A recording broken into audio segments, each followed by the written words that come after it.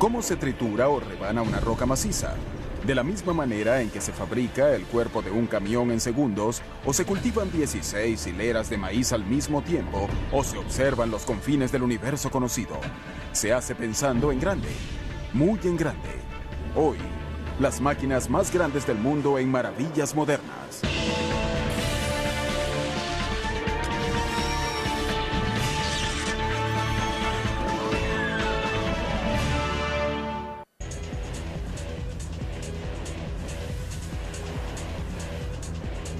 A comienzos del siglo XXI, renació una de las mayores creaciones industriales de los Estados Unidos. Cuando el histórico complejo River Rouge de Henry Ford, construido en 1918, reabrió sus puertas como centro de producción de la venerable camioneta F-150 de Ford.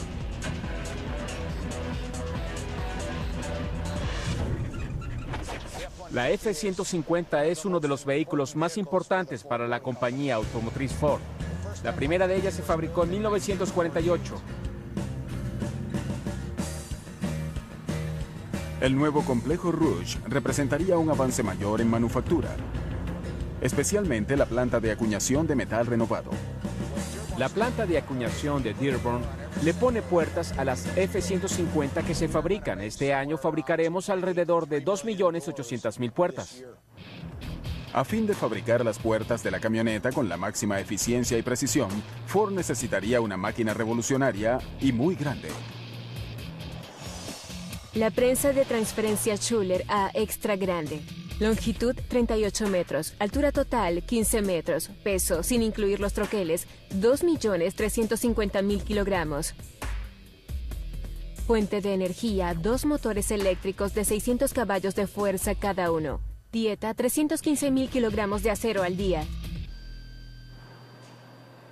La prensa Schuller A, que ocupa todo este edificio, que a su vez está dentro de otro edificio, es una herramienta automática parecida a los tornos y prensas que se ven en cualquier tienda de máquinas.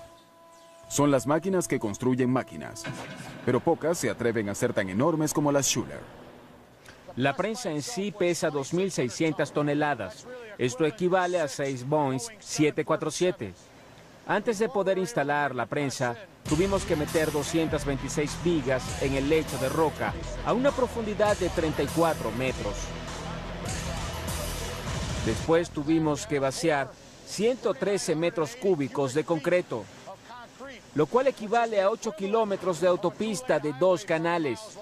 Una vez hecho esto, pudimos comenzar a instalar la prensa. El tamaño de la Schuller es la clave de su eficiencia. Hay 2 razones por las que esta máquina es tan grande. Primero, nos da la posibilidad de fabricar más de una pieza a la vez, es decir, con ella hacemos las puertas de la derecha y de la izquierda al mismo tiempo.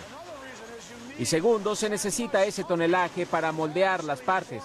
Por eso es tan enorme esta prensa. Estas láminas de acero, aún en blanco, están a punto de entrar a las fauces de la prensa. Aunque solo tienen 1 milímetro de espesor, son de acero sólido. Se necesita una fuerza tremenda para cambiar su forma permanentemente en cuestión de segundos. El poder de la máquina actúa en el momento en que la primera prensa, también llamada deslizadora, baja sobre la lámina en blanco y le imprime la forma de una puerta. En esta máquina en particular, la capacidad combinada de todas las prensas es de 5.300 toneladas. La primera prensa o deslizadora, por sí misma, es capaz de 2.250 toneladas. Es una gran fuerza la que se produce. En cada paso del proceso de fabricación, la lámina en blanco es sostenida entre 2 troqueles de 20.400 kilogramos cada uno que se unen para formar las láminas. Ese sonido fuerte que se escucha es lo que genera la totalidad del tonelaje. Son los troqueles superior e inferior entrando en contacto. La prensa es la máquina y los troqueles son las herramientas. El primer troquel suele ser el que da la forma. A medida que se avanza, estos van cambiando. Algunos troqueles recortan, otros perforan y otros crean rebordes. Depende del tipo de troquel que sea. Una vez completado el proceso, emerge de la prensa un nuevo par de puertas cada 5 segundos. Antes de la llegada de las prensas de transferencia extra grandes y eficientes como las Schuler, cada parte se formaba en 5 o 6 prensas diferentes. Había que transportar la pieza de prensa a prensa y usar entre 3 y 4 líneas de producción para pasar la pieza por un número de hasta 30 prensas diferentes para producir el mismo resultado que produce este único equipo hoy en día. Alcanzar tal nivel de eficiencia requiere de una enorme cantidad de energía. Tiene su propia fuente de energía. La subestación que tenemos podría alimentar 50 hogares de 4 habitaciones con aire acondicionado. Eso nos da una idea de la cantidad de energía eléctrica que requiere esta prensa. Echaremos un vistazo a la planta eléctrica que alimenta la máquina. La prensa cuenta con 2 motores de corriente directa que impulsan el volante ubicado detrás de esta unidad de freno con embrague hidráulico. Cuando el volante está en movimiento, la energía queda almacenada. Cuando activamos el embrague hidráulico, esa energía almacenada es enviada hacia el eje de salida, que a su vez impulsa el eje principal. La vara principal de 24 metros de largo proporciona la energía necesaria para mover la enorme prensa hacia abajo, y lo que es aún más difícil, hacia arriba de nuevo. Aunque la prensa Schuler funciona mecánicamente, tiene apoyos hidráulicos que ayudan a amortiguar el golpe hacia abajo y a eyectar la lámina ya acuñada. La historia de la prensa de acuñación moderna es en gran medida la historia de cómo se ha llegado a generar una fuerza hidráulica cada vez mayor. A comienzos de la década de los 30, el uso de fluidos hidráulicos en grandes prensas de acuñación ya era algo común. La fuerza que se aplica mediante el desplazamiento de fluidos hidráulicos es instantánea y predecible. Por eso, esta tecnología hace más fácil controlar la velocidad y por tanto la precisión del moldeado. La prensa Schuler A se conoce como una prensa de transferencia. Esto significa que la misma máquina transfiere la lámina de una prensa a la siguiente de manera que no es necesario pasarla a otra máquina. La compañía Schuler se distingue por haber construido la primera prensa de transferencia del mundo, la cual se presentó en la Exposición Mundial de París en el año 1900. Desde entonces, las prensas de transferencia se han difundido mucho para la acuñación de todo tipo de productos, desde monedas hasta piezas de reloj. La prensa Schuler actual en movimiento se ve y se oye como un ser vivo gigante. La máquina respira, gime por el esfuerzo, y sus extremidades hacen temblar el suelo que pisan. Además, todos sus agraciados movimientos están sincronizados por un sistema nervioso central. Es una prensa que contiene 304 kilómetros de cable, 91 motores y 8 computadoras. Las computadoras son las que controlan todo. La esencia de esta máquina son los circuitos electrónicos. Esta fue la primera Schuler diseñada con alimentación electrónica. Esto quiere decir que los rieles de automatización se manejan por medio de computadoras. A pesar de su enorme tamaño, la prensa Schuler sigue siendo una máquina herramienta, y el rasgo más distintivo de cualquier máquina herramienta es la precisión. Las prensas individuales que hacen efectivamente el trabajo están graduadas a la proximidad de una 15 milésima de pulgada de izquierda a derecha y de una 12 milésima de pulgada de frente a parte posterior. Obviamente, para una prensa de ese tamaño, la tolerancia de error es muy baja. Como sucede con todas las máquinas de este tamaño y nivel de sofisticación, la prensa Schuler A requiere de un equipo de mantenimiento de primera y de un operador altamente calificado. El operador juega un papel clave.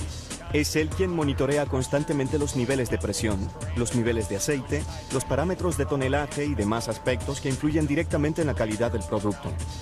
Básicamente es el piloto de la prensa. La presión del aire, el medidor de tonelaje, el ajuste de amortiguación, que las prensas individuales estén funcionando con los parámetros correctos y que estemos moldeando la pieza correcta. Son cosas de esa naturaleza.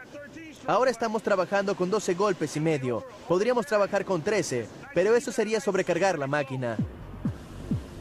Hasta 6 veces al día, el operador y su equipo supervisan el cambio de troqueles, que es crítico.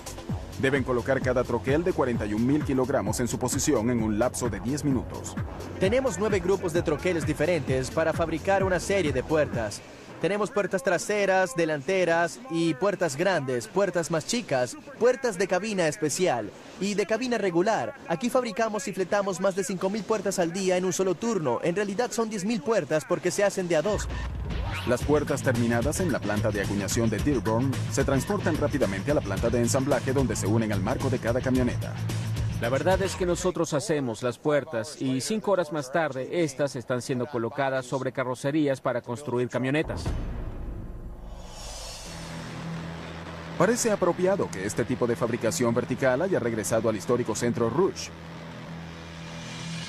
En el apogeo de su actividad en los años 30, el Rouge empleaba a 100.000 personas y era la realización de la gran visión de Henry Ford. Allí se fabricaba cada automóvil de cero, comenzando con el metal, la goma y el vidrio. En el actual mundo de la especialización, donde no es raro que las piezas de un producto se ensamblen incluso en algún lejano continente, esta visión autosuficiente de la fabricación ha quedado borrada en gran medida. Sin embargo, atreviéndose a pensar en grande y con la ayuda de una enorme máquina, algunos han hecho que aún hoy puedan oírse los ecos del pasado. Sea para acuñar metal o para atravesar algunas de las rocas más duras del planeta, siempre se necesitarán máquinas muy grandes.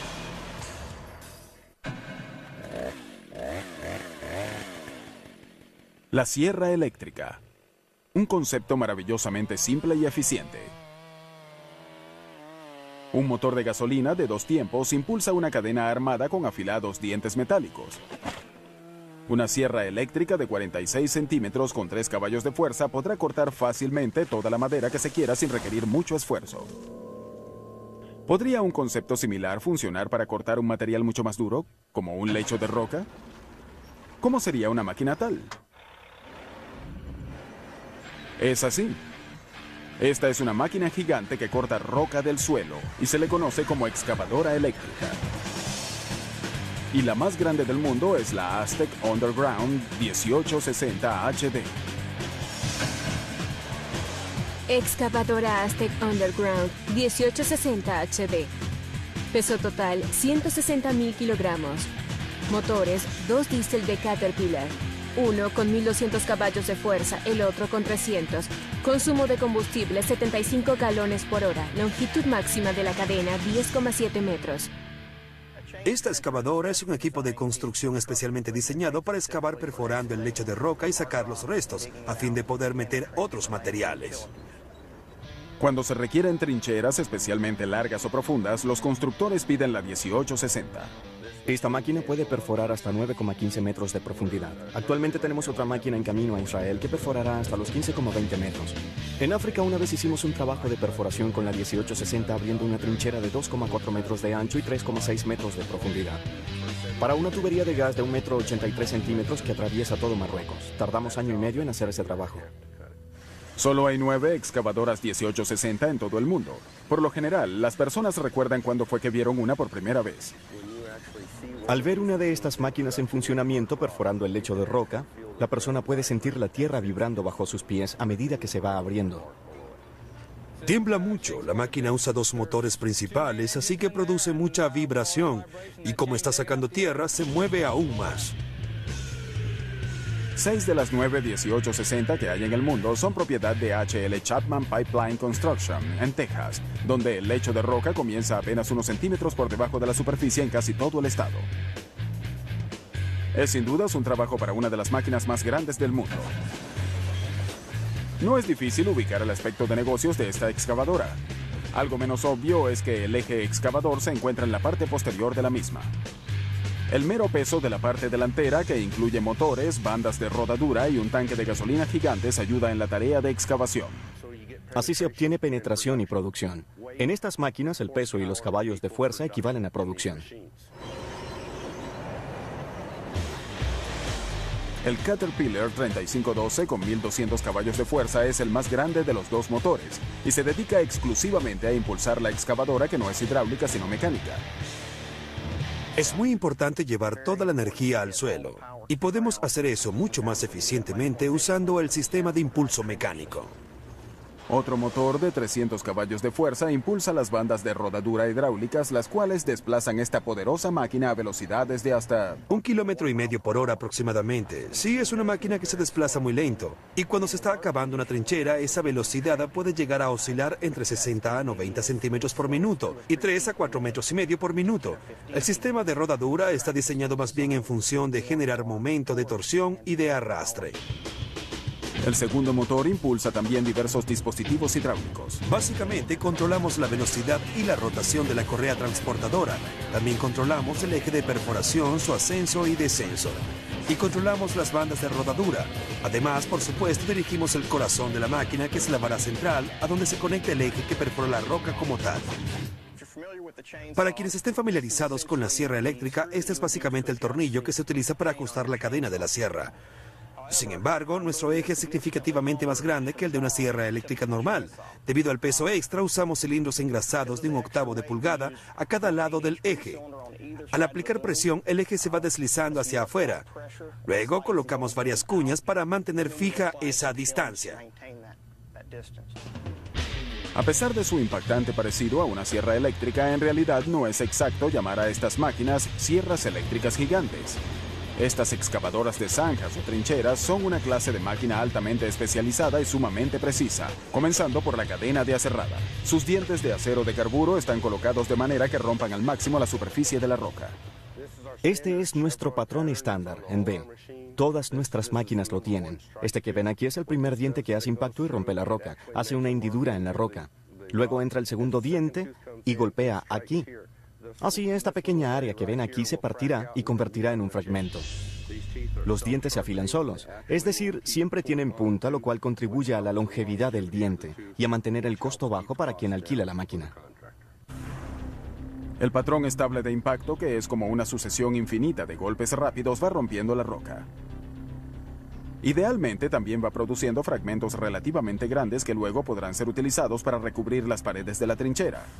Este es el tamaño típico para las trincheras pequeñas, y este es el tamaño de fragmentos que nos interesa porque implican producción. La precisión también es indispensable a la hora de controlar la ruta de la excavadora. Sin este control, una máquina tan grande como esta podría producir desastres, ya que muchas veces opera sobre suelos sensibles. Puede haber tuberías de gas o agua ya instaladas en ese mismo suelo. A veces el contratista debe volver a instalar tuberías en el mismo lugar por donde hemos pasado, pero esta vez con menos espacio, quizá con apenas medio metro entre las tuberías de gas y los cableados. Un sistema de posicionamiento guiado por láser dirige al operador a medida que va rompiendo la roca, manteniendo el nivel de la excavadora y el curso de la misma sobre una línea totalmente recta. Hay un poste encima del eje y un receptor en el interior de la cabina. Esto me permite saber si estoy por encima o por debajo. Se ven 3 luces. La verde quiere decir que estoy justamente donde debo estar. Luego hay 2 luces amarillas, una abajo y otra arriba, que indican que estoy a medio centímetro de donde debería. La precisión del 1860 también hace más seguro el serio trabajo de cortar la roca. Esta zanja soportada por los lados tiene estas paredes cuadradas gracias a la capacidad de la misma excavadora. Así es más segura, pues impide que al personal que vaya a trabajar allí dentro le caigan piedras sobre la cabeza. Eso duele. Estas excavadoras encajan perfectamente en Texas, donde todo es, como dicen, más grande. Sin embargo, estas máquinas y los hombres que las mantienen viajan por todo el mundo. Tenemos excavadoras en el Medio Oriente, Europa y en casi todo el mundo. Siempre que haya roca que excavar, tendremos una máquina para el trabajo. Claro que sí. Pero hace falta más de un tipo de máquina para manipular la roca a nuestro antojo. Y a veces la queremos triturada. La Tierra está hecha literalmente de roca. También lo está gran parte de la civilización. En la cantera de Volcan Materials en Manassas, Virginia, se explotan toneladas y toneladas de piedra de la superficie terrestre que luego se procesan para formar agregados adecuados para todo tipo de construcción, desde carreteras hasta paredes de concreto prefabricadas. La mayor parte de nuestra producción va al mercado local en forma de concreto, asfalto y ladrillos. También la usamos como base en vías de tránsito para construir puentes y para entradas de auto de casas particulares. Según la industria, por cada persona que viva en el área debemos suministrar entre 10 y 12 toneladas de roca al año. No es tarea fácil convertir enormes rocas volcánicas de 1,20 metros de ancho en pequeñas piedrecitas uniformes. Es una tarea para la que se requieren máquinas muy grandes, como la que hay en esta estructura de 10 pisos. Esta está diseñada para lidiar con el hecho de que la piedra no suele venir en tamaños convenientes al hombre. Son las trituradoras de roca. La trituradora giratoria superior 4265 de Metso Minerals Peso total 120.000 kilogramos. Altura 10 pisos. Motor eléctrico de 500 caballos de fuerza. Dieta 2.557 toneladas de roca por hora. La 4265 es conocida como trituradora giratoria, debido al movimiento que realiza esta tarea. El implacable giro hacia adelante y hacia atrás que comprime la roca contra las paredes de la recámara. Podrían visualizarlo imaginando que la trituradora es como un cascanueces gigante mecanizado. Opera el mismo principio. Son dos superficies duras que se cierran sobre una superficie blanda que está en el centro. En este caso, créanlo o no, la roca bruta es el material blando. Entonces, son dos piezas de metal mecánicamente dispuestas para unirse comprimiendo la roca. Así, esta se fragmenta en pedazos más pequeños. El proceso comienza en la cabina de control ubicada en la parte superior de la trituradora. Desde allí, el operador tiene una visión frontal y central de cada carga de 100 toneladas de roca que se introduce por la boca de la enorme máquina. Unas regaderas de agua mantienen el nivel de polvo bajo control constantemente. Todas nuestras trituradoras están diseñadas para funcionar con sistemas de embudo. Esto se debe a que las rocas que están arriba ayudan a empujarlas de abajo hacia la recámara de triturado. Además, así las rocas se rozan entre sí y esto facilita la tarea de triturar materiales de gran tamaño. Las trituradoras primarias como esta aceptan rocas de hasta 1 metro de diámetro. El operador Pete Hoff usa un martillo hidráulico para reducir cualquiera que sea más grande que eso. En el centro de la trituradora se encuentra un eje de acero sólido que puede medir hasta 8 metros de largo. La concha en forma de cono colocada sobre el eje provee la superficie de triturado. Tanto el eje como la concha fueron forjados como piezas sólidas de acero. La concha y el eje juntos pesan más de 23.000 kilogramos. Este cascanueces gigante se alimenta de un motor eléctrico de 500 caballos de fuerza. El motor impulsa una vara horizontal fija que está conectada a una gran corona que causa la rotación del eje central gigante. El eje central está metido en una cavidad conocida como excéntrica debido a su forma asimétrica. A medida que el eje central va girando, va moviendo la concha trituradora de un lado a otro contra las paredes de la recámara, 170 veces por minuto y siguiendo un patrón excéntrico. Es imposible que las rocas no se deshagan ahí adentro, pero la concha trituradora no sería nada si las paredes de la recámara no fueran ultra resistentes. Las piezas de esta máquina son todas de acero. Son vaciadas en un tipo de acero muy bien reforzado, así que la recámara es sumamente resistente.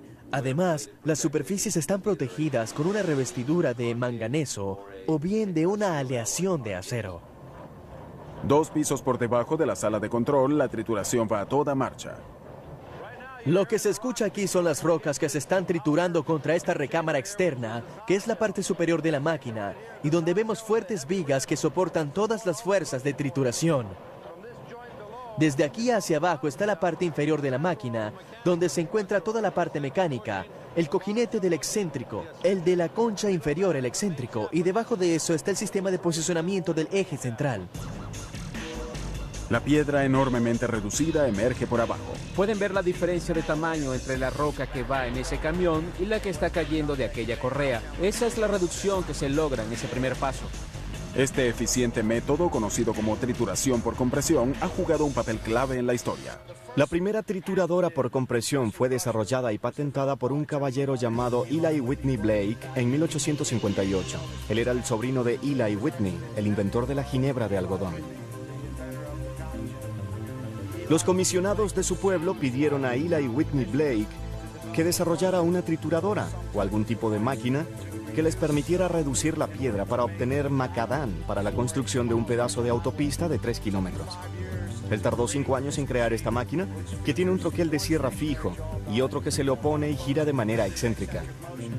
Así comenzó la trituración por compresión, y las trituradoras al estilo de Blake siguen en uso hoy en día. A finales del siglo XIX, las trituradoras de roca fueron de gran valor en la construcción de vías de tránsito por toda una nación en pleno desarrollo. También sirvieron para extraer metales preciosos de bloques gigantes de piedra. El legendario Comstock Lode de Nevada extrajo riquezas a una velocidad sin precedentes gracias a una trituradora mecánica. Entre 1920 y 1930 se hizo una innovación importante a las máquinas de trituración gigantes con el modelo Simmons o trituradora de cono. A diferencia de las trituradoras giratorias tradicionales, el eje central de este tipo no está soportado desde arriba. Esto le da al metal de trituración más libertad de movimiento y el doble de proyección en la horizontal. Hoy, el fabricante de la trituradora de cono más grande del mundo es Mexo Minerals.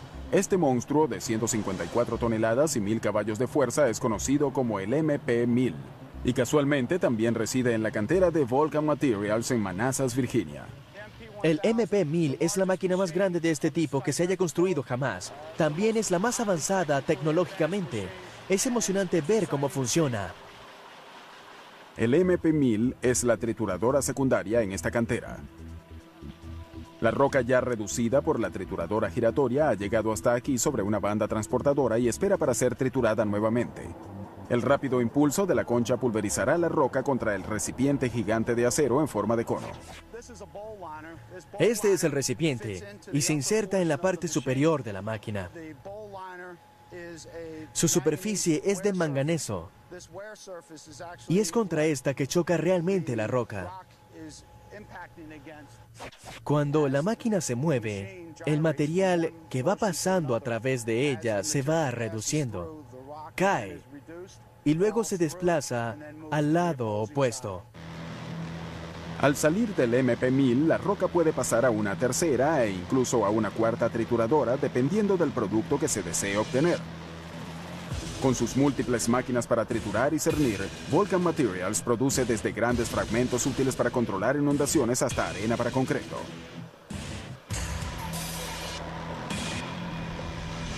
La piedra triturada resulta de la fuerza y la precisión.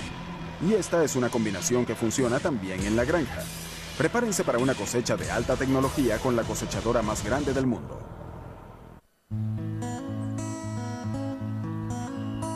En Estados Unidos hay más de 250 millones de acres de siembras y casi el mismo número de maneras de cosecharlas. Pero la máquina que ha llegado a representar el tiempo de la cosecha en nuestros campos es la poderosa cosechadora trilladora o combinada. Ninguna otra cosechadora ofrece la misma mezcla de ferocidad al cortar, gentileza al separar y rapidez al descargar. Esta máquina puede convertir docenas de hileras de enormes plantas en grano listo para ser comercializado en cuestión de segundos. Su nombre se debe a que realiza varios procesos. Primero, corta el grano. Luego lo eleva hasta el sistema de trillado, donde separa el grano como tal del resto de la planta. Seguidamente, separa el grano de la paja y deposita el grano en un tanque aparte. Mientras más grande sea la cosechadora, mayor será su capacidad de producción y la más grande de todas es la Lexion 590. Cosechadora trilladora Lexion 590R, peso del vehículo 21.000 kilogramos. Ancho de la pieza cortadora 12,2 metros. Motor Caterpillar C13 diésel de 462 caballos de fuerza. Dieta 24 siembras diferentes, hasta 1.143 fanegas de trigo o 3.048 fanegas de maíz por hora. Cuando hizo su debut en 2004, la serie Lexion 500 dejó impresionado al mundo de la agricultura. El fabricante, la firma Claas, ubicada en Omaha, Nebraska, eligió en su momento el cercano Museo de Comando Aéreo Estratégico para presentar la máquina por primera vez. La reacción del mercado fue de asombro. Yo estaba impresionado. Lo primero que cosechamos fue el maíz. Nunca había visto una máquina cosechar el maíz de esa manera. Sea cual sea la siembra que devore, la Lexion 590 es la más grande de todas las máquinas, tanto por su motor de producción como por su volumen total. Pero lo que realmente dejó pasmados a todos, desde Yakima hasta Wichita, fue la enorme pieza cortadora de 12,2 metros de ancho. Estas piezas pueden atacar una amplia variedad de siembras, pero están enfocadas hacia las tres más comunes: el trigo, el maíz y la soya. Esta es la F540, la pieza cortadora más grande del mercado. Es una pieza que se usa específicamente para cosechar granos de soya. Su rasgo distintivo es un sistema de barra que permite cortar de manera flexible.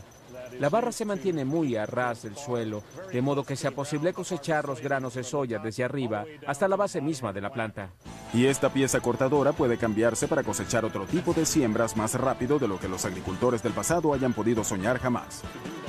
Para hacer esto rápidamente, proveemos un acoplador múltiple que permite enganchar o desconectar la pieza cortadora en poco tiempo. Aquí están todas las funciones hidráulicas y eléctricas necesarias para operar esta pieza. Así que el trabajador podrá pasar de la soya al maíz, por ejemplo, en apenas unos minutos. Las cosechadoras trilladoras o combinadas han avanzado mucho desde que aparecieron las primeras versiones tiradas por caballos cerca de 1830. Estas máquinas fueron las primeras en combinar el nuevo cosechador mecánico de Cyrus McCormick con las tradicionales máquinas trilladoras. Las combinadas aladas por caballos, algunas de las cuales usaban hasta 16 de estos, duraron hasta bien entrado el siglo XX junto con algunas máquinas de vapor. El motor de combustión interno hizo populares las combinadas impulsadas por tractores para la década de los 20. La combinada autopropulsada moderna alcanzó su madurez en la década de los 50, pero entonces solo comenzaba a hacerse grande. Sí, a mediados de los 50 se manejaban cosechadoras de 2 hileras probablemente. Ahora manejamos cosechadoras de 16 hileras.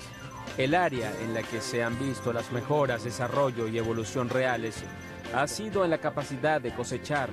Hoy en día la capacidad de estas máquinas en ese sentido es fenomenal. Las mejoras en los controles hidráulicos, eléctricos y cibernéticos han llevado a un desempeño más alto en el aspecto que más cuenta en una combinada, en el sistema de trillado. El proceso de trillado es el acto de separar los granos de los tallos. A medida que la vamos cosechando, la planta entra a la máquina con sus semillas. Cuando decimos la palabra trillar, nos referimos al acto de separar las semillas del cuerpo de la planta. El sistema de separación giratorio que tenemos es lo que nos separa el grano de la paja. Después de un trillado inicial, la acción centrífuga del rotor hace pasar al grano hacia abajo, alejándolo de la paja. Esta pasa a la parte posterior por medio de una correa transportadora. Todas las funciones del 590 dependen de un motor de 462 caballos de fuerza. En este negocio se entiende bien el significado de caballos de fuerza. Y la combinada más grande del mundo tiene mucha. Sin embargo, la fuerza de esos 462 caballos se distribuye de tal manera que la máquina resulta ser una fábrica sobre ruedas. El motor diésel como tal, aunque es grande, está sobre un sistema mucho más grande de cilindros hidráulicos y bandas mecánicas. Así que del motor sacamos una bomba hidrostática que impulsa la transmisión de suelo y genera otras transmisiones para el sistema de trillado, el sistema de separación y el sistema de limpieza. Y cada uno de estos sistemas tiene una transmisión aparte. La lógica nos dice que la pieza cortadora más grande y potente requiere del tanque de grano más grande del mundo, capaz de contener hasta 229 fanegas de producto. Para los que no saben de agricultura, eso equivale a 9.000 kilogramos de grano. Pero dada la velocidad con que cosecha la 590, incluso un tanque tan grande como ese puede llenarse en apenas 5 minutos. De ahí que se tenga también el sistema de descarga más largo y potente del mundo. Usualmente descargamos a medida que cosechamos, nunca paramos. Luego enviamos 4 camiones con el producto desde el campo hasta el elevador. Descargamos 2 fanegas por segundo. Quiere decir que podemos descargar un tanque de 229 fanegas en menos de 2 minutos. Mientras se cosecha la siembra, el residuo se muele y se esparce. Es una parte crucial del ciclo de crecimiento en cualquier granja. Si se hace esto de manera efectiva y eficiente, se reducirá un poco el costo del labrado. Se necesita una distribución homogénea de ese material para que la naturaleza pueda realmente surtir efecto y descomponerlo rápidamente. La mayoría de las personas que trabajaron en la serie de combinadas 500, desde los ingenieros hasta los vendedores, crecieron en una granja y conocen las exigencias del tiempo de cosecha. Generalmente trabajamos 14 o 15 horas al día. En la última temporada comenzamos el 16 de septiembre y terminamos un poco después del Día de Acción de Gracias. Y mantenemos ese ritmo casi sin parar, 7 días a la semana. Para los agricultores de hoy en día, el mayor atractivo de las combinadas gigantes como la 590 es su alto rendimiento. La Lexion 590 es la combinada más grande del mundo. Pero preguntémonos cuál es el beneficio que proporciona al agricultor. El beneficio es que permite cosechar toda la siembra en el lapso de tiempo más propicio. Esto significa que la calidad del grano obtenido será mayor, con lo cual el dinero ganado también será mucho mayor. Actualmente hacemos con una combinada lo que antes hacíamos con 4 o 5 máquinas y 4 o 5 operadores. Siempre me pregunto cuándo se detendrá tanto crecimiento. No sé de qué manera podríamos crecer más, pero estoy seguro de que lo haremos. Las máquinas grandes son esenciales para alimentar al mundo. Y en un universo también grande nos ayudan a buscar nuevos mundos.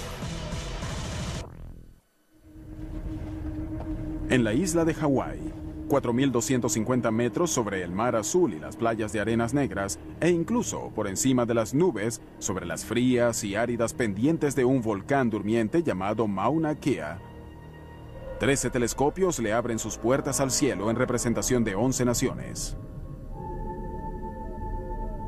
Mauna Kea es uno de los mejores sitios para la observación astronómica por diversas razones. Como ven, estamos a unos 4.250 metros sobre el nivel del mar. Es decir, estamos sobre la capa de inversión térmica, lo cual nos da un propicio aire fino. El nivel de oxígeno aquí es alrededor del 40% del que habría al nivel del mar. Como estamos en medio del Océano Pacífico, es un lugar muy oscuro. También es muy seco, el nivel de humedad es muy bajo. Y dado que el vapor de agua tiende a desviar y reflejar la luz, lo mejor para la observación astronómica es que el sitio sea seco. Aquí arriba, un par de telescopios gigantes son sin duda reyes de la montaña. Pertenecen a la Universidad de California y a Caltech, y son operados por su personal conformando el Observatorio Keck. Son los 2 telescopios ópticos e infrarrojos más grandes del mundo. El Observatorio Keck capturó luz por primera vez en 1993. Peso en movimiento de cada telescopio, 298 toneladas. Altura de las cúpulas, 31 metros. Diámetro de cada espejo primario, 10 metros. Objeto más distante divisado, una galaxia ubicada a 13.000 millones de años luz de la Tierra. Aunque los telescopios del Observatorio Keck son grandes en muchos aspectos, lo más importante es el tamaño del espejo primario de cada uno. Desde el siglo XVII, los telescopios han usado lentes o espejos para capturar la luz del espacio exterior. Los telescopios que usan espejos, conocidos como reflectores, recogen la luz distante en el espejo primario. Luego esta rebota y se refleja en espejos secundarios y terciarios mucho más pequeños, donde se enfoca y proyecta hacia instrumentos de observación. Cuando de espejos primarios se trata, mientras más grande, mejor. La idea de construir telescopios cada vez más grandes es crear recipientes de luz cada vez más grandes. De lo que se trata es de capturar el mayor número posible de fotones. Antes de los Keck, el tamaño de los espejos ópticos había parecido llegar a un límite. El espejo del Hale, de 4,88 metros de diámetro en el Observatorio Palomar de California, había sido el más grande durante 3 décadas, hasta que la Unión Soviética logró fabricar uno de 6,10 metros para su telescopio BTA-6. Existe un límite práctico al tamaño de un espejo primario. Los contenedores de flete tienen una capacidad limitada a 8,2 metros de diámetro. Y hay que tomar en cuenta si se va a pasar por debajo de un puente. De modo que hay un límite relacionado con la ingeniería civil que mantuvo el diámetro de los telescopios en unos 8 metros. En la década de los 80 emergió un concepto radical de un equipo de científicos de la Universidad de California liderados por Jerry Nelson. Estos propusieron un reflector mosaico, compuesto de 36 espejos hexagonales que funcionarían conjuntamente con tal precisión que equivaldrían a un solo espejo gigante. Los telescopios Keck representan un cambio de paradigma en la fabricación de telescopios porque no están limitados por el tamaño de la pieza de vidrio. Se dieron cuenta de que podían usar muchos espejos más pequeños para fabricar un gran telescopio y luego usar la computación para controlar la superficie y hacer que se comportara como un único espejo. El concepto debía ser probado. ¿Cómo podría el espejo óptico más grande del mundo lograr el enorme grado de precisión requerido por la astronomía? La respuesta está debajo de la brillante superficie de aluminio de cada segmento de espejo. Se trata de un sistema de control activo. Este es uno de los segmentos del telescopio Keck. Está hecho de un material cerámico llamado cerodur. El cerodur es un compuesto especial que no permite que el segmento se contraiga o se expanda con el calor. Una vez quitado el aluminio, podemos ver los impulsores. Estos irán moviendo el segmento para darle su posición exacta. Los 108 impulsores, 3 por segmento, mueven el vidrio hasta 2 veces por segundo, ajustando constantemente en base a las diminutas deformaciones que causan en la superficie del espejo la rotación de la Tierra, los cambios de temperatura externa e incluso el viento. Un total de 168 sensores, ubicados sobre los bordes de cada segmento, reportan los cambios de posición a una computadora central que, a su vez, envía comandos a los impulsores. Todo esto ocurre en un instante. El espejo primario, que pesa 16 toneladas, está apoyado en un enorme marco de acero. Sin embargo, el telescopio entero, que pesa casi 300 toneladas, está diseñado para reaccionar al más leve movimiento. A medida que el telescopio rastrea objetos en el cielo nocturno, va girando sobre un cojinete de aceite, así que no influye ninguna vibración mecánica. Si se quitara el seguro, podrías mover esta estructura de 300 toneladas con un solo empujón de mano. Lo irónico es que los cientos de toneladas de acero están en última instancia soportando una capa de aluminio reflectante cuyo espesor es de menos de 1/1000ª de pulgada. El espejo segmentado ha resultado ser un triunfo. En un futuro, incluso los telescopios espaciales serán muchas veces segmentados. Si se quisiera poner un telescopio de gran escala en el espacio, no habrá que enviar un pedazo enorme de vidrio. Bastará con enviar una serie de pedazos pequeños y luego hacer el ensamblaje en órbita. Así que la idea para la próxima generación, lo que se conoce como el telescopio espacial James Webb, es usar un diseño segmentado similar al de los 36 segmentos del Keck para fabricar un telescopio en el espacio cuya capacidad sobrepase la del actual telescopio espacial Hubble. Cae la noche en el observatorio Keck. Las compuertas se abren como párpados gigantes y los telescopios se ponen a mirar el cielo. Después de que se pone el sol, nos queda alrededor de media hora antes de que todo quede completamente a oscuras. Aquí no hay luces de autos, ni linternas, ni luces de ascensores siquiera. En preparación para este momento, aires acondicionados gigantes han mantenido los 20.000 metros cúbicos de aire dentro de la cúpula a una fresca temperatura de 0 grados centígrados. Queremos que al abrir las compuertas de noche, la temperatura al interior de la cúpula sea lo más cercana posible a la temperatura ambiente de afuera. No nos conviene introducir aberraciones adicionales en nuestra cúpula, porque los fotones que tratan de llegar a nuestros instrumentos ya han viajado durante miles de millones de años por el universo para llegar aquí.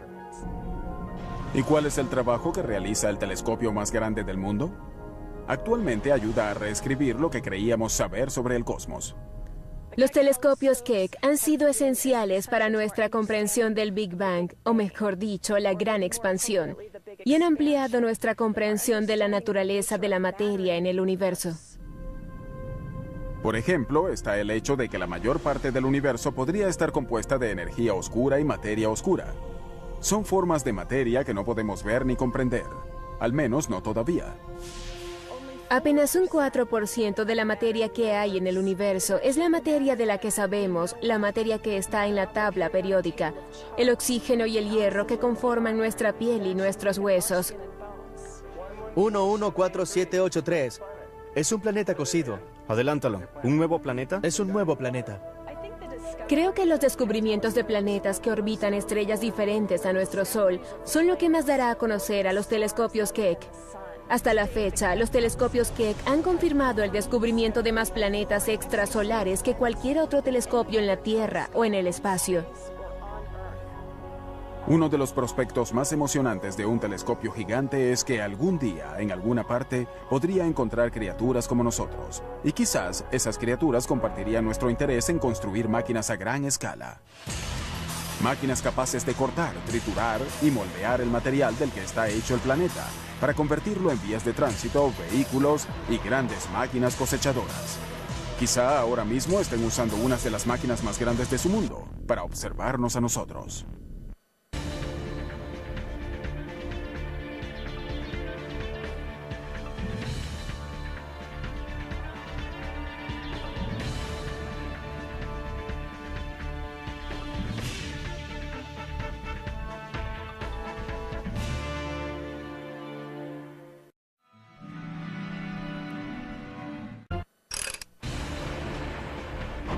¿Cómo se tritura o rebana una roca maciza?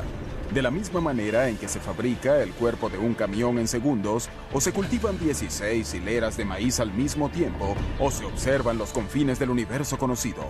Se hace pensando en grande, muy en grande. Hoy, las máquinas más grandes del mundo en maravillas modernas.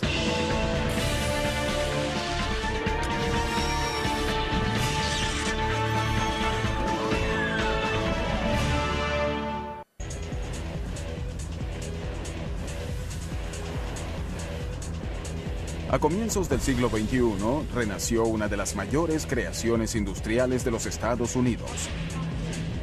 Cuando el histórico complejo River Rouge de Henry Ford, construido en 1918, reabrió sus puertas como centro de producción de la venerable camioneta F-150 de Ford.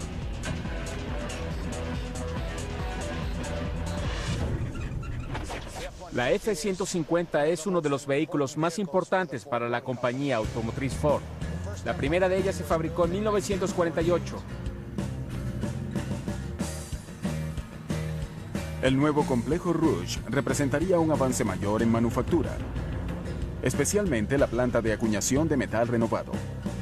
La planta de acuñación de Dearborn le pone puertas a las F-150 que se fabrican. Este año fabricaremos alrededor de 2.800.000 puertas. A fin de fabricar las puertas de la camioneta con la máxima eficiencia y precisión, Ford necesitaría una máquina revolucionaria y muy grande.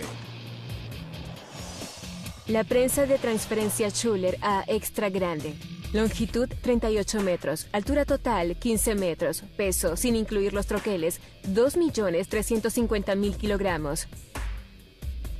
Fuente de energía, 2 motores eléctricos de 600 caballos de fuerza cada uno.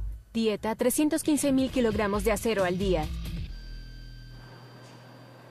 La prensa Schuler A, que ocupa todo este edificio, que a su vez está dentro de otro edificio, es una herramienta automática parecida a los tornos y prensas que se ven en cualquier tienda de máquinas. Son las máquinas que construyen máquinas, pero pocas se atreven a ser tan enormes como las Schuler. La prensa en sí pesa 2.600 toneladas. Esto equivale a 6 Boeing 747. Antes de poder instalar la prensa, tuvimos que meter 226 vigas en el lecho de roca a una profundidad de 34 metros. Después tuvimos que vaciar 113 metros cúbicos de concreto, lo cual equivale a 8 kilómetros de autopista de 2 canales. Una vez hecho esto, pudimos comenzar a instalar la prensa. El tamaño de la Schuler es la clave de su eficiencia. Hay 2 razones por las que esta máquina es tan grande. Primero, nos da la posibilidad de fabricar más de una pieza a la vez, es decir, con ella hacemos las puertas de la derecha y de la izquierda al mismo tiempo. Y segundo, se necesita ese tonelaje para moldear las partes. Por eso es tan enorme esta prensa. Estas láminas de acero, aún en blanco, están a punto de entrar a las fauces de la prensa. Aunque solo tienen 1 milímetro de espesor, son de acero sólido. Se necesita una fuerza tremenda para cambiar su forma permanentemente en cuestión de segundos.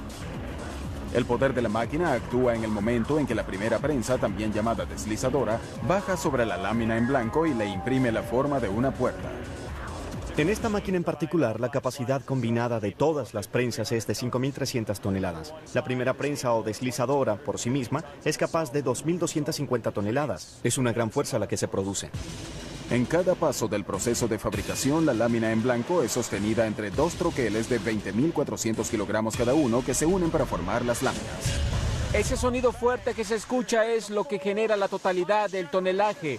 Son los troqueles superior e inferior entrando en contacto. La prensa es la máquina y los troqueles son las herramientas. El primer troquel suele ser el que da la forma. A medida que se avanza, estos van cambiando.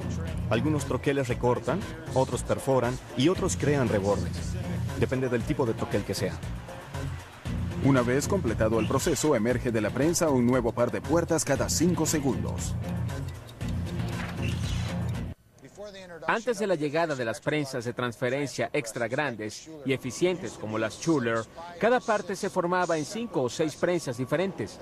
Había que transportar la pieza de prensa a prensa y usar entre 3 y 4 líneas de producción para pasar la pieza por un número de hasta 30 prensas diferentes para producir el mismo resultado que produce este único equipo hoy en día. Alcanzar tal nivel de eficiencia requiere de una enorme cantidad de energía. Tiene su propia fuente de energía. La subestación que tenemos podría alimentar 50 hogares de 4 habitaciones con aire acondicionado. Eso nos da una idea de la cantidad de energía eléctrica que requiere esta prensa. Echaremos un vistazo a la planta eléctrica que alimenta a la máquina. La prensa cuenta con 2 motores de corriente directa que impulsan el volante ubicado detrás de esta unidad de freno con embrague hidráulico. Cuando el volante está en movimiento, la energía queda almacenada. Cuando activamos el embrague hidráulico, esa energía almacenada es enviada hacia el eje de salida, que a su vez impulsa el eje principal. La vara principal de 24 metros de largo proporciona la energía necesaria para mover la enorme prensa hacia abajo, y lo que es aún más difícil, hacia arriba de nuevo. Aunque la prensa Schuler funciona mecánicamente, tiene apoyos hidráulicos que ayudan a amortiguar el golpe hacia abajo y a eyectar la lámina ya acuñada. La historia de la prensa de acuñación moderna es en gran medida la historia de cómo se ha llegado a generar una fuerza hidráulica cada vez mayor. A comienzos de la década de los 30, el uso de fluidos hidráulicos en grandes prensas de acuñación ya era algo común. La fuerza que se aplica mediante el desplazamiento de fluidos hidráulicos es instantánea y predecible. Por eso, esta tecnología hace más fácil controlar la velocidad y, por tanto, la precisión del moldeado. La prensa Schuler A se conoce como una prensa de transferencia. Esto significa que la misma máquina transfiere la lámina de una prensa a la siguiente, de manera que no es necesario pasarla a otra máquina. La compañía Schuler se distingue por haber construido la primera prensa de transferencia del mundo, la cual se presentó en la Exposición Mundial de París en el año 1900. Desde entonces, las prensas de transferencia se han difundido mucho para la acuñación de todo tipo de productos, desde monedas hasta piezas de reloj. La prensa Schuler actual en movimiento se ve y se oye como un ser vivo gigante. La máquina respira, gime por el esfuerzo, y sus extremidades hacen temblar el suelo que pisan. Además, todos sus agraciados movimientos están sincronizados por un sistema nervioso central. Es una prensa que contiene 304 kilómetros de cable, 91 motores y 8 computadoras. Las computadoras son las que controlan todo. La esencia de esta máquina son los circuitos electrónicos. Esta fue la primera Schuler diseñada con alimentación electrónica. Esto quiere decir que los rieles de automatización se manejan por medio de computadoras. A pesar de su enorme tamaño, la prensa Schuler sigue siendo una máquina herramienta, y el rasgo más distintivo de cualquier máquina herramienta es la precisión. Las prensas individuales que hacen efectivamente el trabajo están graduadas a la proximidad de una 15 milésima de pulgada de izquierda a derecha y de una 12 milésima de pulgada de frente a parte posterior. Obviamente, para una prensa de ese tamaño, la tolerancia de error es muy baja. Como sucede con todas las máquinas de este tamaño y nivel de sofisticación, la prensa Schuler A requiere de un equipo de mantenimiento de primera y de un operador altamente calificado. El operador juega un papel clave. Es él quien monitorea constantemente los niveles de presión, los niveles de aceite, los parámetros de tonelaje y demás aspectos que influyen directamente en la calidad del producto. Básicamente es el piloto de la prensa. La presión del aire, el medidor de tonelaje, el ajuste de amortiguación, que las prensas individuales estén funcionando con los parámetros correctos y que estemos moldeando la pieza correcta. Son cosas de esa naturaleza. Ahora estamos trabajando con 12 golpes y medio. Podríamos trabajar con 13, pero eso sería sobrecargar la máquina. Hasta 6 veces al día, el operador y su equipo supervisan el cambio de troqueles, que es crítico. Deben colocar cada troquel de 41.000 kilogramos en su posición en un lapso de 10 minutos. Tenemos 9 grupos de troqueles diferentes para fabricar una serie de puertas. Tenemos puertas traseras, delanteras y puertas grandes, puertas más chicas, puertas de cabina especial y de cabina regular. Aquí fabricamos y fletamos más de 5.000 puertas al día en un solo turno. En realidad son 10.000 puertas porque se hacen de a dos. Las puertas terminadas en la planta de acuñación de Dearborn se transportan rápidamente a la planta de ensamblaje, donde se unen al marco de cada camioneta. La verdad es que nosotros hacemos las puertas y 5 horas más tarde estas están siendo colocadas sobre carrocerías para construir camionetas. Parece apropiado que este tipo de fabricación vertical haya regresado al histórico centro Rouge. En el apogeo de su actividad en los años 30, el Rouge empleaba a 100.000 personas y era la realización de la gran visión de Henry Ford. Allí se fabricaba cada automóvil de cero, comenzando con el metal, la goma y el vidrio. En el actual mundo de la especialización, donde no es raro que las piezas de un producto se ensamblen incluso en algún lejano continente, esta visión autosuficiente de la fabricación ha quedado borrada en gran medida. Sin embargo, atreviéndose a pensar en grande y con la ayuda de una enorme máquina, algunos han hecho que aún hoy puedan oírse los ecos del pasado. Sea para acuñar metal o para atravesar algunas de las rocas más duras del planeta, siempre se necesitarán máquinas muy grandes.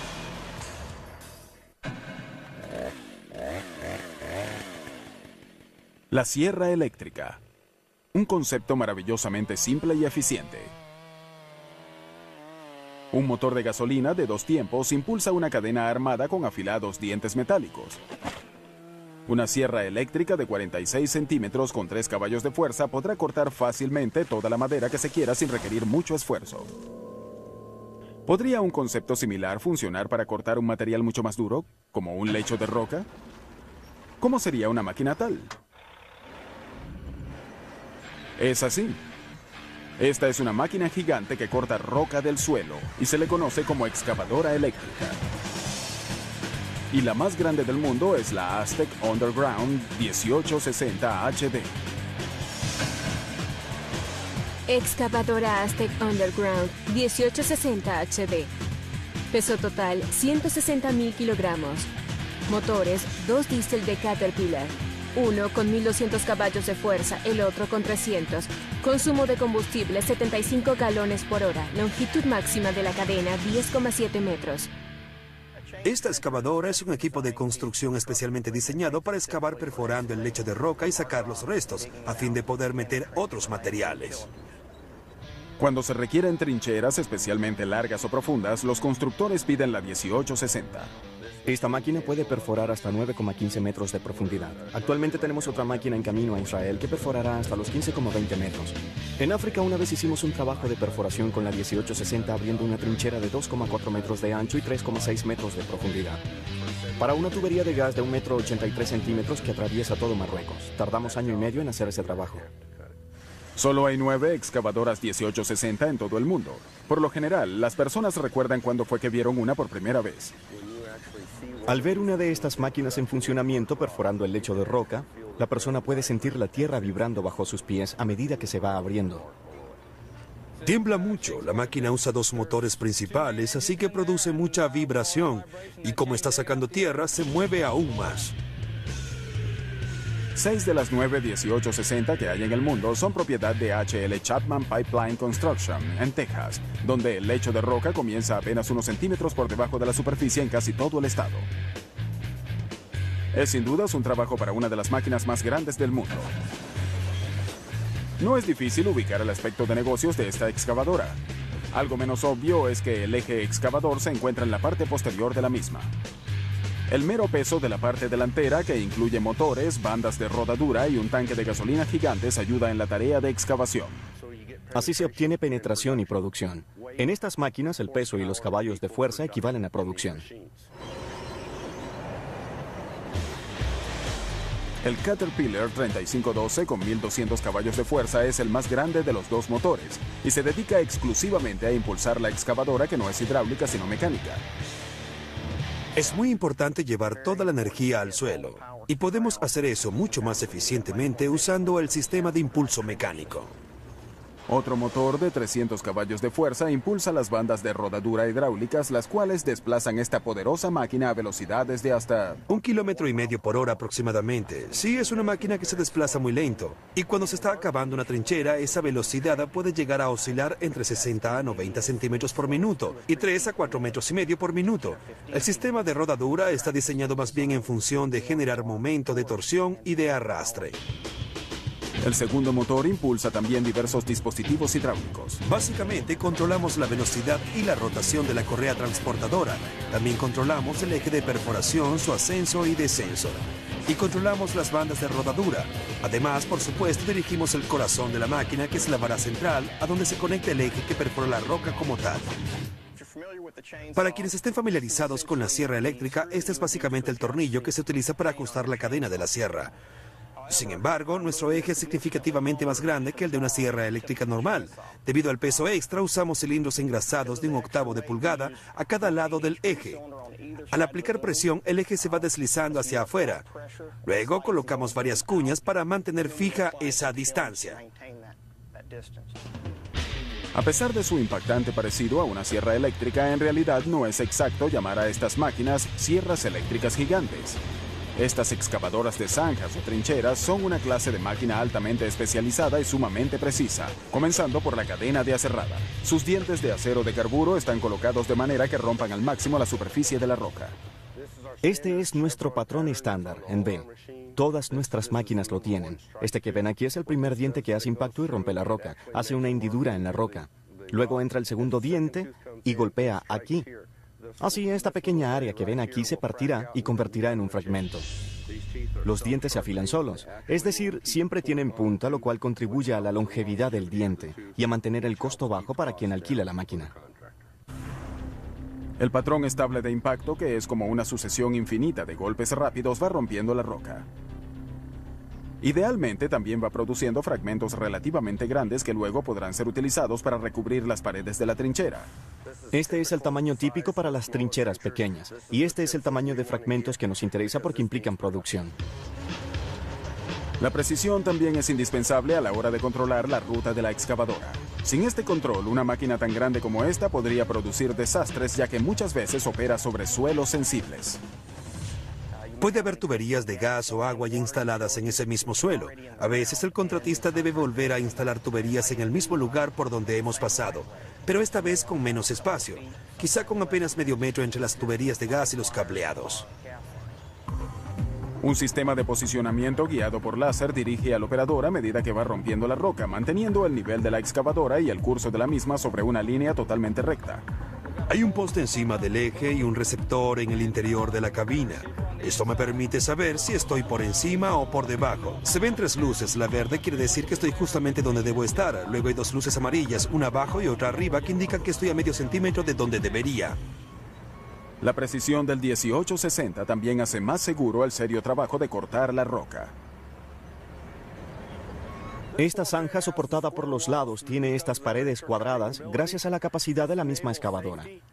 Así es más segura, pues impide que al personal que vaya a trabajar allí dentro le caigan piedras sobre la cabeza. Eso duele. Estas excavadoras encajan perfectamente en tejas donde todo es, como dicen, más grande. Sin embargo, estas máquinas y los hombres que las mantienen viajan por todo el mundo. Tenemos excavadoras en el Medio Oriente, Europa y en casi todo el mundo. Siempre que haya roca que excavar, tendremos una máquina para el trabajo. Claro que sí. Pero hace falta más de un tipo de máquina para manipular la roca a nuestro antojo. Y a veces la queremos triturada.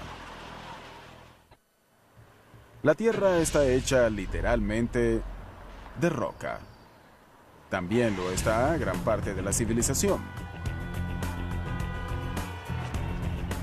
En la cantera de Volcan Materials en Manassas, Virginia, se explotan toneladas y toneladas de piedra de la superficie terrestre que luego se procesan para formar agregados adecuados para todo tipo de construcción, desde carreteras hasta paredes de concreto prefabricadas. La mayor parte de nuestra producción va al mercado local en forma de concreto, asfalto y ladrillos. También la usamos como base en vías de tránsito para construir puentes y para entradas de auto de casas particulares. Según la industria, por cada persona que viva en el área debemos suministrar entre 10 y 12 toneladas de roca al año.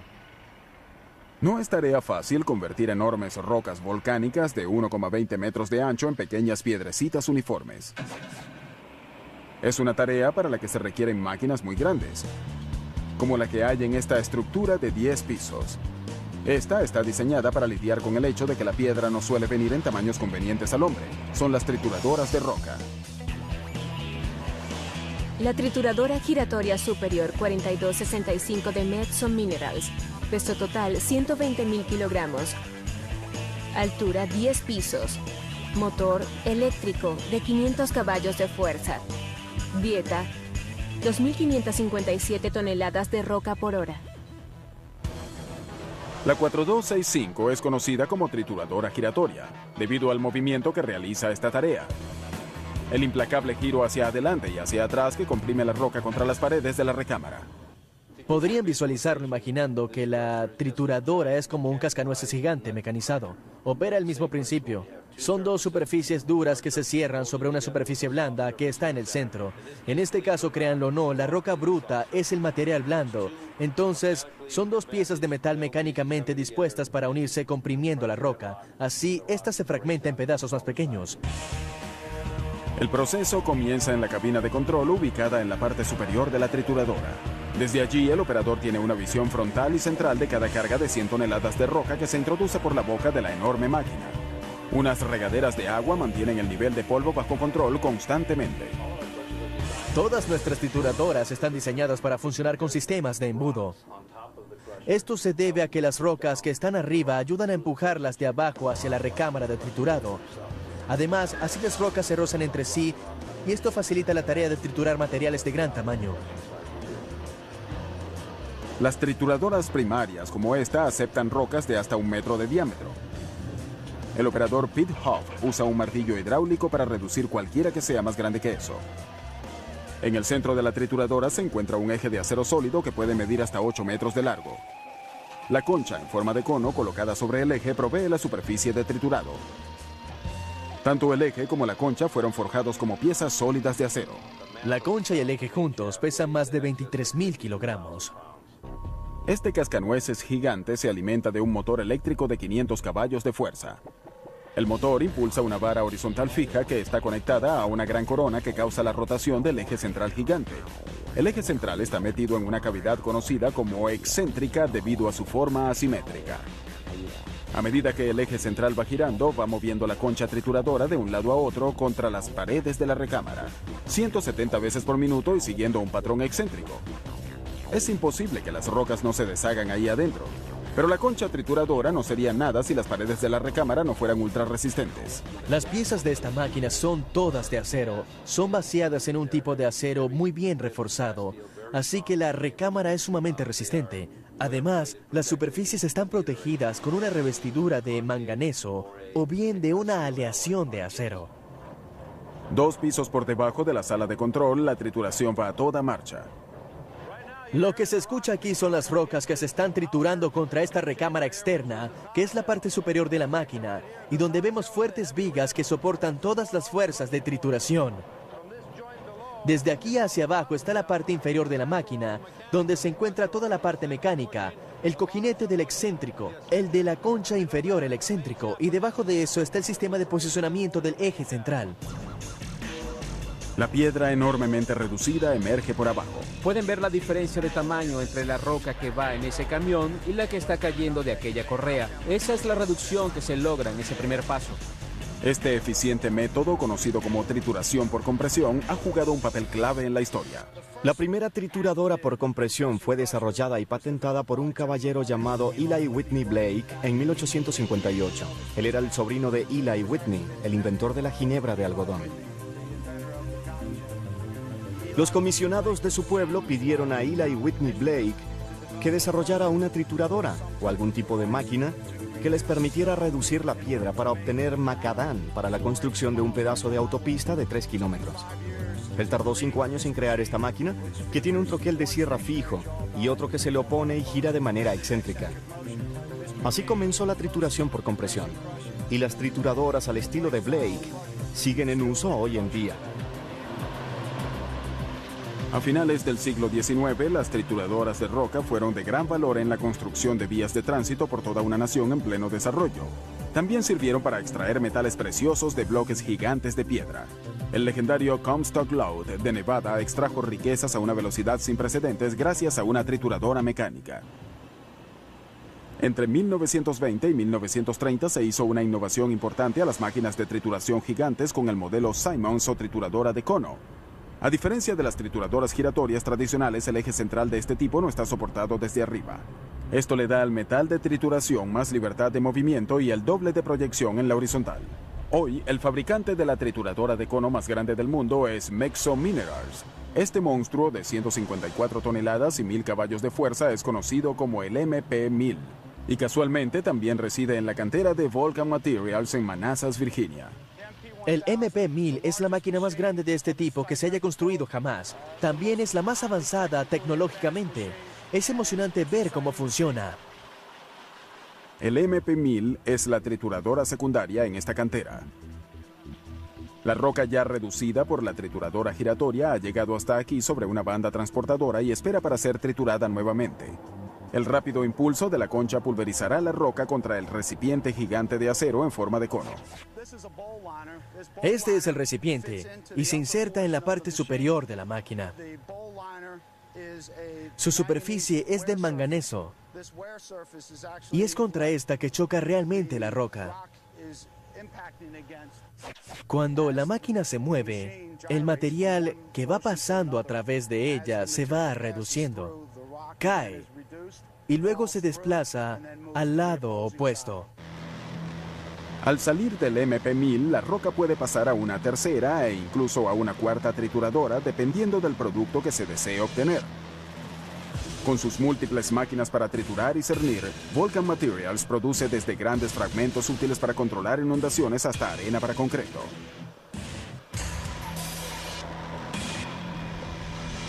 La piedra triturada resulta de la fuerza y la precisión. Y esta es una combinación que funciona también en la granja. Prepárense para una cosecha de alta tecnología con la cosechadora más grande del mundo.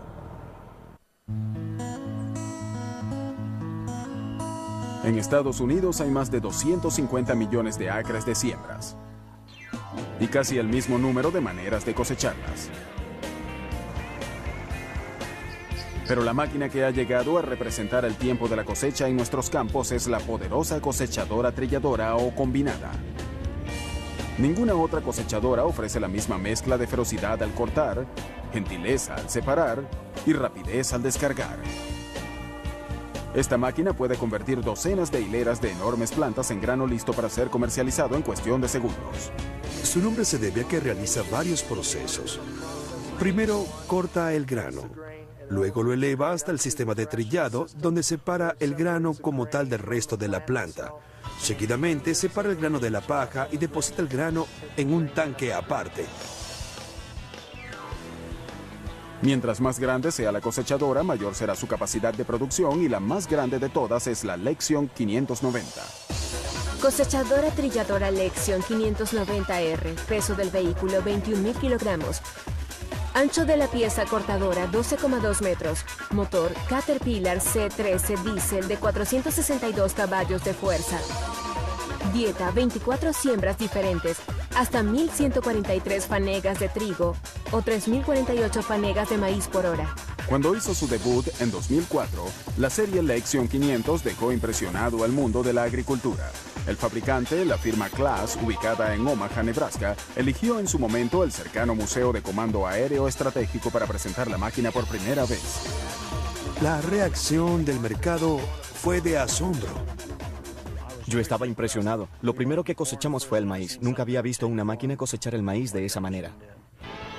Sea cual sea la siembra que devore, la Lexion 590 es la más grande de todas las máquinas, tanto por su motor de producción como por su volumen total. Pero lo que realmente dejó pasmados a todos, desde Yakima hasta Wichita, fue la enorme pieza cortadora de 12,2 metros de ancho. Estas piezas pueden atacar una amplia variedad de siembras, pero están enfocadas hacia las tres más comunes: el trigo, el maíz y la soya. Esta es la F540, la pieza cortadora más grande del mercado. Es una pieza que se usa específicamente para cosechar granos de soya. Su rasgo distintivo es un sistema de barra que permite cortar de manera flexible. La barra se mantiene muy a ras del suelo, de modo que sea posible cosechar los granos de soya desde arriba hasta la base misma de la planta.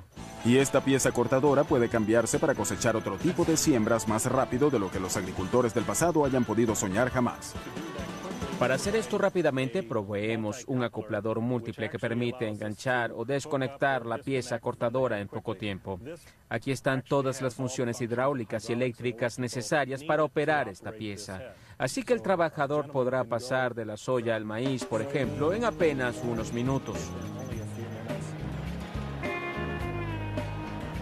Las cosechadoras trilladoras o combinadas han avanzado mucho desde que aparecieron las primeras versiones tiradas por caballos cerca de 1830. Estas máquinas fueron las primeras en combinar el nuevo cosechador mecánico de Cyrus McCormick con las tradicionales máquinas trilladoras.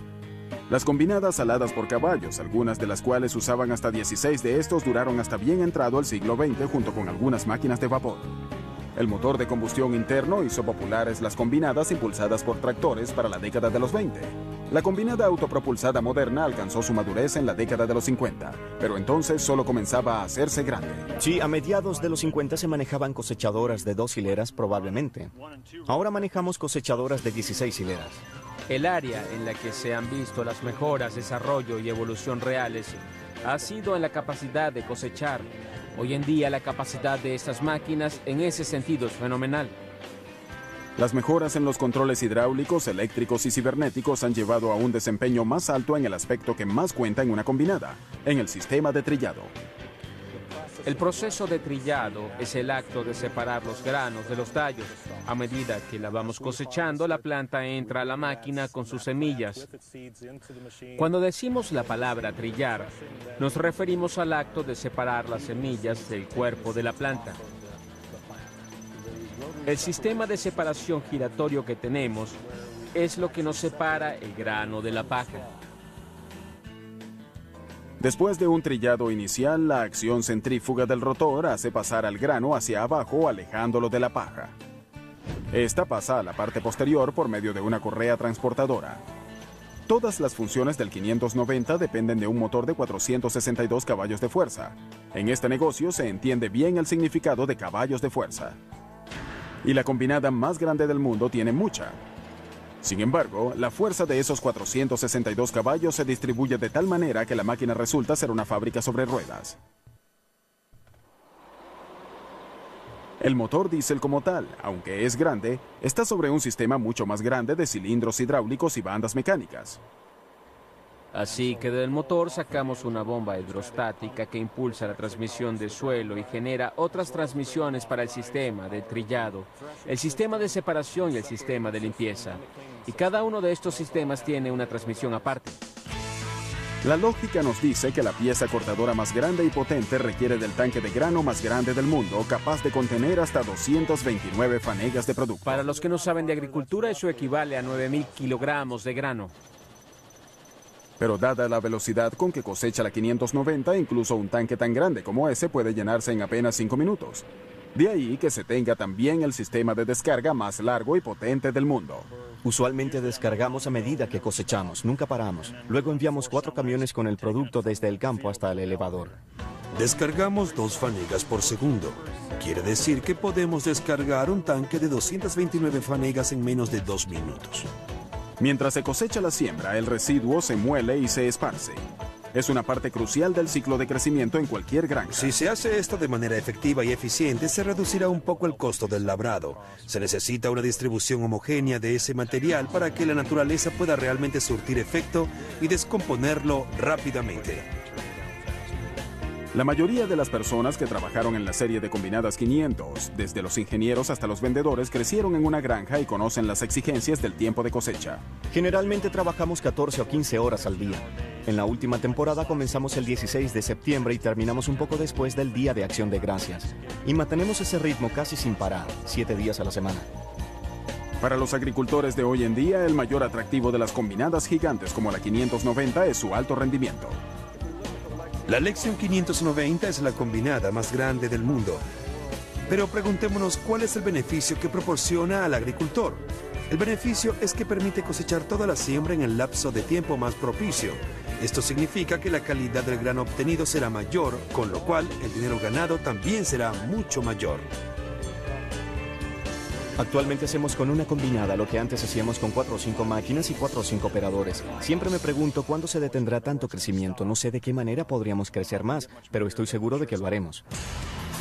Las máquinas grandes son esenciales para alimentar al mundo. Y en un universo también grande nos ayudan a buscar nuevos mundos. En la isla de Hawái, 4.250 metros sobre el mar azul y las playas de arenas negras, e incluso por encima de las nubes, sobre las frías y áridas pendientes de un volcán durmiente llamado Mauna Kea, 13 telescopios le abren sus puertas al cielo en representación de 11 naciones. Mauna Kea es uno de los mejores sitios para la observación astronómica por diversas razones. Como ven, estamos a unos 4.250 metros sobre el nivel del mar. Es decir, estamos sobre la capa de inversión térmica, lo cual nos da un propicio aire fino. El nivel de oxígeno aquí es alrededor del 40% del que habría al nivel del mar. Como estamos en medio del Océano Pacífico, es un lugar muy oscuro. También es muy seco, el nivel de humedad es muy bajo. Y dado que el vapor de agua tiende a desviar y reflejar la luz, lo mejor para la observación astronómica es que el sitio sea seco. Aquí arriba, un par de telescopios gigantes son sin duda reyes de la montaña. Pertenecen a la Universidad de California y a Caltech, y son operados por su personal conformando el Observatorio Keck. Son los dos telescopios ópticos e infrarrojos más grandes del mundo. El Observatorio Keck capturó luz por primera vez en 1993. Peso en movimiento de cada telescopio, 298 toneladas. Altura de las cúpulas, 31 metros. Diámetro de cada espejo primario, 10 metros. Objeto más distante divisado, una galaxia ubicada a 13.000 millones de años luz de la Tierra. Aunque los telescopios del Observatorio Keck son grandes en muchos aspectos, lo más importante es el tamaño del espejo primario de cada uno. Desde el siglo XVII, los telescopios han usado lentes o espejos para capturar la luz del espacio exterior. Los telescopios que usan espejos, conocidos como reflectores, recogen la luz distante en el espejo primario. Luego esta rebota y se refleja en espejos secundarios y terciarios mucho más pequeños, donde se enfoca y proyecta hacia instrumentos de observación. Cuando de espejos primarios se trata, mientras más grande, mejor. La idea de construir telescopios cada vez más grandes es crear recipientes de luz cada vez más grandes. De lo que se trata es de capturar el mayor número posible de fotones. Antes de los Keck, el tamaño de los espejos ópticos había parecido llegar a un límite. El espejo del Hale, de 4,88 metros de diámetro en el Observatorio Palomar de California, había sido el más grande durante 3 décadas, hasta que la Unión Soviética logró fabricar uno de 6,10 metros para su telescopio BTA-6. Existe un límite práctico al tamaño de un espejo primario. Los contenedores de flete tienen una capacidad limitada a 8,2 metros de diámetro. Y hay que tomar en cuenta si se va a pasar por debajo de un puente. De modo que hay un límite relacionado con la ingeniería civil que mantuvo el diámetro de los telescopios en unos 8 metros. En la década de los 80 emergió un concepto radical de un equipo de científicos de la Universidad de California liderados por Jerry Nelson. Estos propusieron un reflector mosaico, compuesto de